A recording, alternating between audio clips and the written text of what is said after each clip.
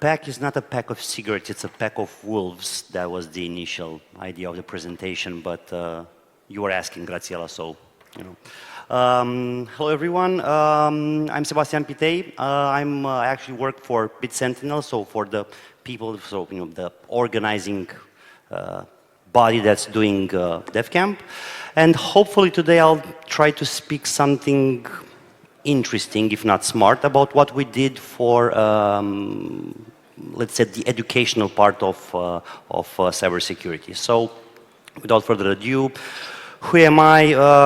As Graziella said, I've worn many hats. I'm a programmer by my formal education, but I never did like to program a lot. So I did networking, I did infrastructure, I did security, and I've tried having fun while doing it, and you know, staying aside from the boring stuff that no one likes to do.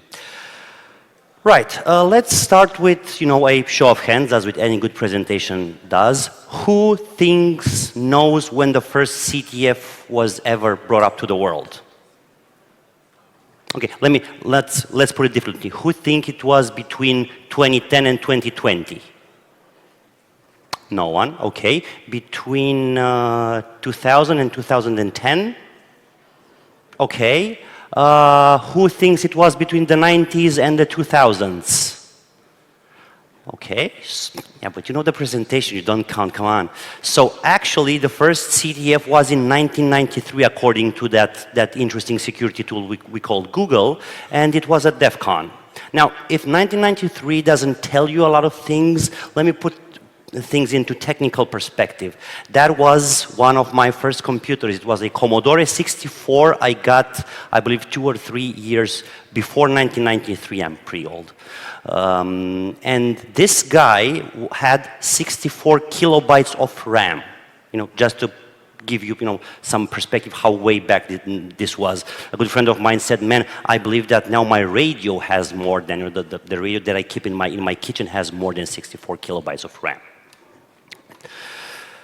Now,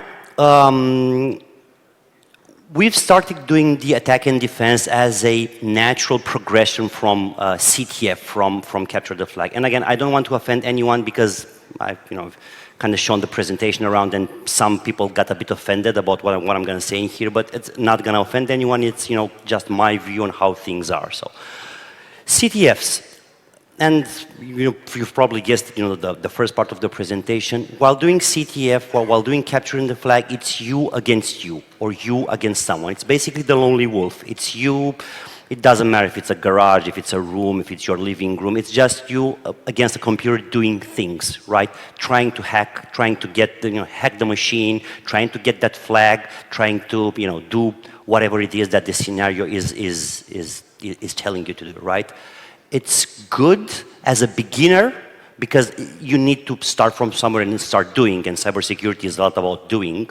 But it's not necessarily the real deal, so to speak. It's not that close to real life, which we're all, you know, hopefully preparing for, you know, doing, you know, defending from the bad guys and, you know, all that good stuff, yada, yada, yada.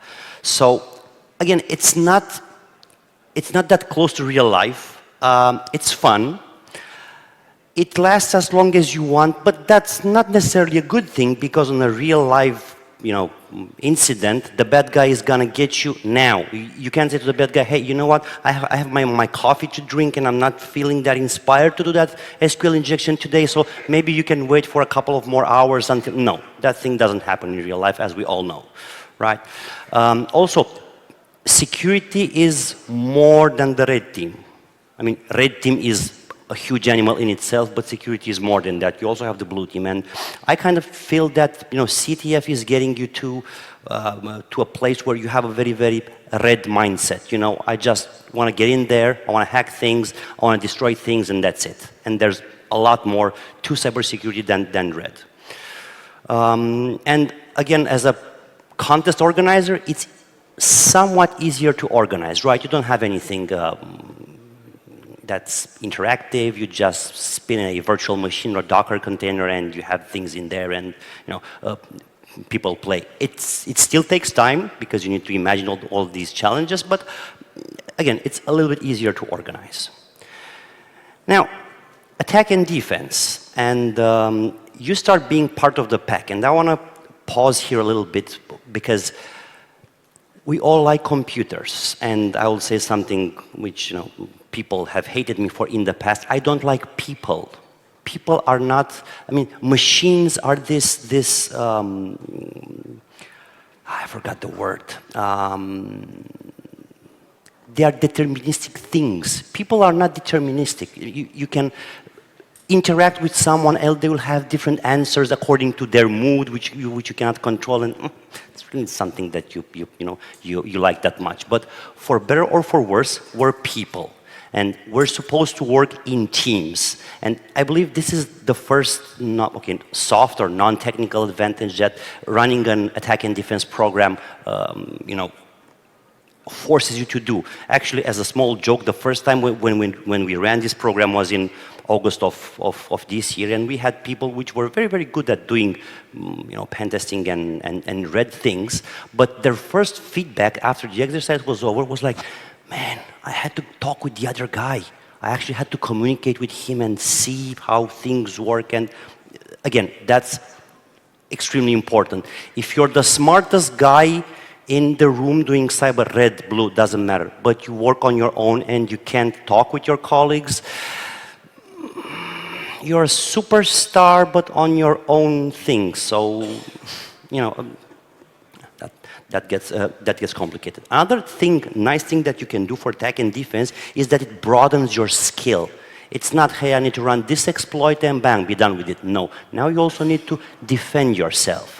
So you need to think about, okay, how can I stop the other guy? How can I write some small Python script or build something in Go that can be turned into a WAF or an IPS or something really quick and dirty, but to defend myself. It's a different mindset. It's more difficult, but I believe it completes you as a cybersecurity professional in a way that it also gives you more perspective on the blue team, on the defending part. Right? It's a bit closer to real-life scenario, although it's still not there, but we're going to touch on this a little bit later. And it's still fun. It's more fun, if you ask me. Another thing that attack and defense comes closer to real life is time is of the essence. You can't, you don't have the privilege of going out for a coffee because the guys which are at the next table from you or across the globe playing with you, they're going to attack you. They're going to be in there, okay, I want to pound his ass, I want to pound the infrastructure, So that is important as well. So it brings you a little bit closer to real life production, right?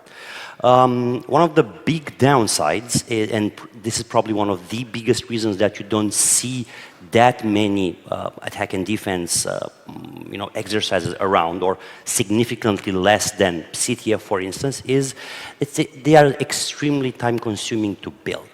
It's complicated because it's not you against the machine, it's people against people, and as we already spoke 5 minutes ago, people are non-deterministic, they tend to break things, they tend not to follow the rules, even if you say, hey, this is out of scope. Yeah, I don't care, I'm just going to attack this because I can, while ruining everyone's fun, but that's another thing. So, again, this is also a perspective.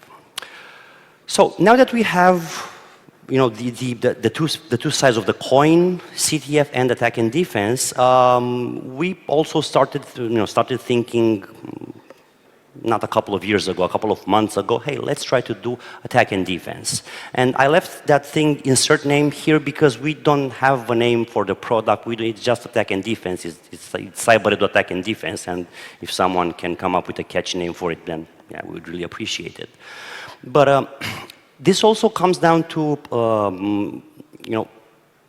a shift from what we think in cybersecurity education, right? And they say the times they're changing, because it's nice to start with CTF, but we want to train real professionals, right? Like people that have this let's say, as close as possible hands-on experience with production. And we think that with attack and defense, and especially with the next level of attack and defense, which I'm going to talk at the end of my presentation, is we want to train, again, professional with the closest thing as possible to production. And this first game of attack and defense, I believe it's a good start, but we're going to,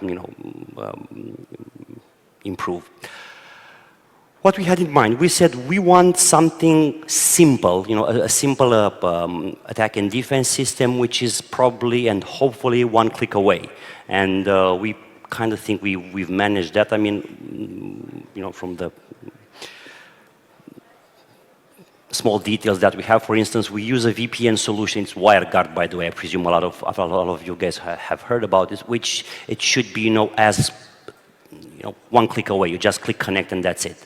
And it should be as fast as possible. Then the game server, I don't have an image here because it didn't fit quite well, but again, that's also as easy as possible. The other thing that we wanted to do was a pluggable challenge system, which we've kind of built everything the attack and defense way. We've also done Docker, but we feel that Docker is not the best thing yet. So we actually went with full-blown virtual machines that people can exploit and people can try to patch and protect, but do it closer to real life again. We also wanted to have a kind of, let's say, as low as possible development time and as quickly as possible development, like deployment. So if possible, you just hit one click and your challenge is in there, and we've kind of succeeded in doing that as well. And for the participants, we wanted to have a minimum, small requirements. It's like the smallest thing that you need is a computer with a browser. And that's it. And you will understand why it's that. And it also needs to be highly scalable, because if you have, 13 teams and you have 4 or 5 challenges or 4 or 5 virtual machines, if you do the simple math, 13 times 4, you actually get a lot of virtual. 13 is 52. So it's 52 virtual machines, which you will say, okay, 52 is not that much, but when you start adding RAM and storage and CPU, that kind of, gets a bit big. So that's what we kind of, drafted as being the initial requirements, and technology, work please. Oh, okay. Right, and then we said, okay, these are the requirements, how should we do it? So first of all, we needed some sort of automation platform, right? So an automation platform that would be able to interact with the infrastructure. We didn't know at the time what the infrastructure would be, but we said, okay, how can we, we need something pretty much that can interact with the infrastructure, both in creating virtual machines, shutting down virtual machines, and being able to go in there and make the customization that are needed for specific things of the exercise. And probably to everyone's not surprise, we chose Ansible, because you don't need first of all, you don't need a server for that. You don't need agents. You just need some sort of SSH, some credentials basically, which is an SSH user password or private key, and you're just in there, write something, boom, and that's it. It's quite easy. We did say in there it would be nice to have an API, because the way we're doing it right now is basically a Go binary that goes in and executes an Ansible script as you would do it by hand. It's not that effective. It works, but it's not that elegant. So maybe we'll try and think to improve this in the past. Infrastructure. What do you want? What we will have as infrastructure? So we first said, yeah, we want to do attack and defense. We want to do virtual machines, simple stuff. But then we had this idea, hey, what if we want to simulate more? What if we want to simulate firewall appliances? Or what if we want to simulate anything else that is not a VM? And we said, okay, and it also needs to be readily available both in public and private clouds. It also needs to be available in enterprises as well. So the best solution that we found was VMware, because for better or for worse, you can find VMware pretty much everywhere, right? A couple of details about the actual components of the game, the challenges, the game boxes, so to speak. But they're basically the virtual machines where you have one or multiple exercises. The thing that we wanted to do is pretty much empower the challenge developers to build them on their own, or then some sort of VMware instance inside their laptops or inside their environment, whatever that may be, and then deploy those as virtual templates and put them in a VMware vCenter cluster and run them from there. So again, decouple development from deployment. And as long as you've built that virtual machine and you've created that template using specific rules, then that would be readily deployable inside the challenge system as well. And of course, we use Linux for the time being. We're also thinking about Windows, but things are a bit more difficult in there. We also have the concept of play boxes. So it's something that we've experimented in the first iteration of our attack and defense system. The second one, which was yesterday, we didn't do. Basically, the play boxes are Linux virtual machines that have, you've probably guessed it, Kali installed, where you can access them via XRDP or VNC or web. The web version of VNC. So if you basically don't have a local machine, or if you want to, you don't want to play with your local machine for whatever reason, you can use this type of thing. You just connect into it, and that's pretty much it. Now to the more technical-ish side of things, I'm being told there is a pointer.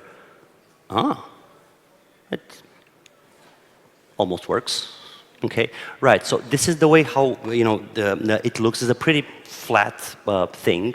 So you guys are basically over here. Okay, so I'm just gonna show. So imagine, you guys. This is you over here. You're basically playing over the internet. Whenever you log into the challenge, you go to a web page. You download your WireGuard configuration. You download the file. Boom. That's it. You click connect. Once you click connect, you will have access to at least 2 subnets, two big supernets, so to speak. One is the Gamebox subnet, which will have all the virtual machines, both yours and your opponents. And if that specific attack and defense exercise is built that way, you'll also have the Playbox subnet, those virtual machines where you have Kali installed and so on and so forth. So you also see the game management system and the game system. This is, let's say, a bit of a modified version, because if you're running this inside VMware and for some reason you don't want to expose the public IP address of this, we've just created a scoring system, which is basically the front end that you can deploy in any cloud provider, and then this automatically connects using a WireGuard tunnel with the, let's say, cyber range border firewall, and then that actually connects to that guy over there. But I'm going to presume you also have a firewall at your perimeter. This is the game system, which we're going to talk about it a bit later on, how it actually works. As general rule, how we do things at Startex, you have. It depends from 10 minutes to 1 hour to log in your own virtual machines, try to find out what's in there, try to do some patching, try to defend yourself from the bad guys, so to speak. And then when we hit GameX, then there are some firewall rules are getting updated on that firewall, and then it's free for all, everyone against everyone. I believe I didn't miss anything in here, and this is, let's say, the juicier part, and you probably recognize the emblem over there. It's Go. One thing that I would, this whole game engine was written, the core of it by Andrei, our CEO, in probably, I believe, a weekend or so. He was like, okay, I just want to learn Go. I want to,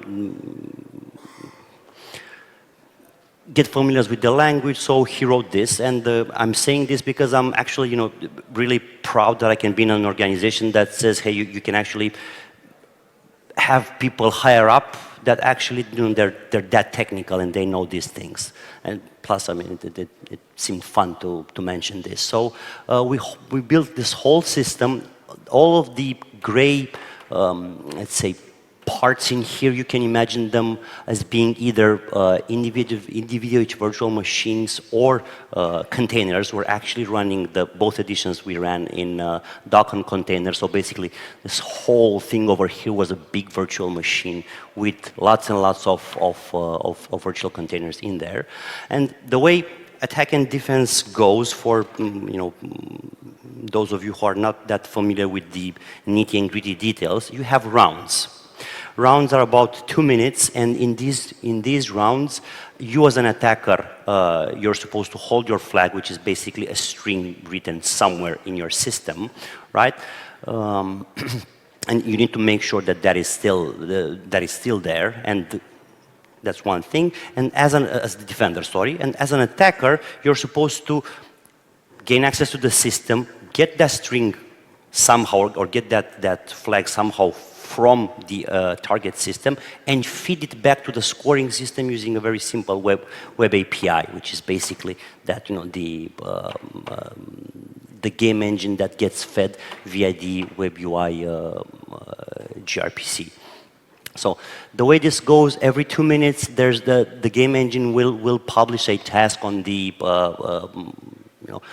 topic, so to speak, of publisher subscribers. You'll have these workers, which are, again, they're Docker containers, and these will do one of the three actions. You can either check the SLA, so basically this means going on the target machine and checking that the target service is still up. These are things written in Python, and we have a framework where we check these. Check the flag, which basically consists into logging in the virtual machine and seeing if the flag is still there or not, and then placing the flag, because that's the way we can show, we can check if you an attacker, you have persistence or not, or as a defender, you are able to keep things in there. And of course, just go back and forth, back and forth, back and forth. And again, as an attacker, we also try to test your programming, let's say, type of things, because you're supposed to automate whenever you have, again, foothold on the system, get that flag, extract it, and send it back to the game engine for web UI. Yesterday, as you probably know, we had an attack and defense competition that was held, in the other room, I believe. Yeah, it's actually over there. We have 12 teams. We had pretty much 30 VMs. We had 240 rounds, which equates, I think, to 8 hours. A huge gap between the lowest score and the highest score. What's interesting is people move really fast, and we've seen roughly 80 flags being stolen per minute, which is a lot considering that we didn't have so many virtual machines. Fun thing that I wanted to mention is the average uptime was 58%. So guys, really don't get a job in DevOps or system engineering, because with that is a career-limiting move. If you have an uptime of 58%, you will get fired. Okay, so these were some stats. These were the scores of each team. And you can probably see, people, because the first two teams, I believe that they're seasoned professionals in attack and defense, but I'm not too sure about the remaining others. But again, some stats for everyone.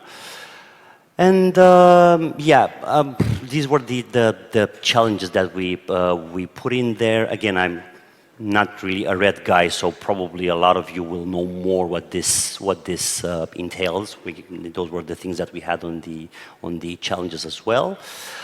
And one important thing, because again, this is an educational product, and that's something that we want to ultimately deliver to the actual true professionals, to enterprises. And we said we want to do attack and defense with a bit more of a complex topologies, right? Because you've seen from that graph, it's pretty much everything is flat. It's a couple of virtual machines in the same VLAN, and that's it. And we'd like to do something more exciting, like having a DMZ, having an external perimeter, having an internal perimeter, all with the role of simulating as close as possible to a real-life network, right? The second thing is, the way we're doing challenges right now is you have a virtual machine, and the author of the challenge goes in there and creates everything by hand, which takes a little bit more time, and you can't mix and match some things. And we're thinking, we don't know yet how to do it, but we kind of want to have a system where randomly you can put in some things in there, that the template gets automatically generated, and you can have, let's say, on the spot, attack and defense, and on the spot, a bit of random machines. For those of you who are gamers and for those of you who played Diablo back in the days, the first Diablo, the nice thing that Diablo had was that randomly generated maze, where you still had some checks, you still had the bosses, I believe. The first one was the Butcher, if memory serves me well. But so you still had these key elements, but then everything was random, let's say down below. So that was interesting as well. 2 more minutes, 1 minute. We're good. Okay, so that's we're maybe exploring this with Ansible. We're not sure, but we'll see. The third thing that we'd like to do is a bit of a quicker development. Now we've seen that for reasons that we can't really control is the deployment of virtual machines and or their modification is a bit more complicated. So we're also exploring some options in there. SaltStack looks like a nice candidate, but then again, you need an agent with a server. Again, we're still exploring things. The fourth most important thing is Windows. We want to have Windows because, again, we're trying to simulate production networks, and hopefully we'd like to have Active Directory, we'd like to have the dreaded IIS, and, you know, closer to real life. And also the following point with enterprise simulation also you know, leads to this. Ultimately, what we try to have is try to simulate an enterprise network the exact same way as you would find it, with an Active Directory, with the VPN concentrated, with all the bells and whistles for people to play and you know, to learn. What we're also looking at is adding more device types, because you don't have only virtual machines with Linux and Windows on an enterprise network and in real life. You also have some firewalls, you have some appliances, you have all of these things. So we're also exploring the you know, how we could do that. And last but not least, this is for us, the organizer, we'd like to have true self-service, because yesterday we had, you know, things went smoothly for the majority of the time, but we still needed to be there and be able to check things were working correct or not. So we'd like to have a true self-service where people from our team can just go in there, say, yeah, okay, so you have this challenge, boom, that's deployed. You need to reset this challenge, boom, that's deployed as well. So, but again, this is more of an internal type of things, and with this true self-service, we've also collected yesterday's feedback about the game server being a bit slowish, and we've kind of made some quick fixes in production. Thank you for that. So this was it. That was me. I hope it was, if it wasn't at least smart, it was interesting, and I would like to hear your feedback and your questions, if any. Thank you. Thank you, Sebastian. Any questions from the room? Thank you. We have there one question. Hi, Sebastian. Thank you for the presentation. Would you say that the DCTF competition would gravitate towards more of these attack and defense challenges moving forward? Most likely, yes, because we're also seeing other players. So, how many of you have heard about the European Cybersecurity Challenge, ECSC? Okay, so this is a quick introduction. This is a cybersecurity event that's hosted by ENISA, in which juniors and seniors, but seniors think until 21 or 22 years of age, gather from each country, and they do, they play. So this year, as a novelty, they said, hey, we're going to scrape this CTF thing, and we're going to do attack and defense. And yeah, I believe it will more and more attacks should gravitate towards this, because it gives you a broader skill set. I think so. Yeah. Thank you. Thank you. Hi, over here. And the second and the last. Thank you. I actually have two very fast questions. The first one is, do you plan to implement Mac OS systems? We haven't thought about this, but why not? I mean... Okay. And as an organization, will the enterprise organization be able to create their own challenges in your platform? If I want to make it as close as possible as our real infrastructure, let's say. That's the ultimate goal. There are some challenges in there as well, because if you don't infrastructure as code, then you have some admin that, okay, promote to to Active Directory, next, finish. That's going to be difficult, but yeah, ultimately that's what we'd like to do. We'd have to have, you know, some smaller packages with pre-built type of organization, but if you want to go full custom, then, you know, sky's the limit. Thank you.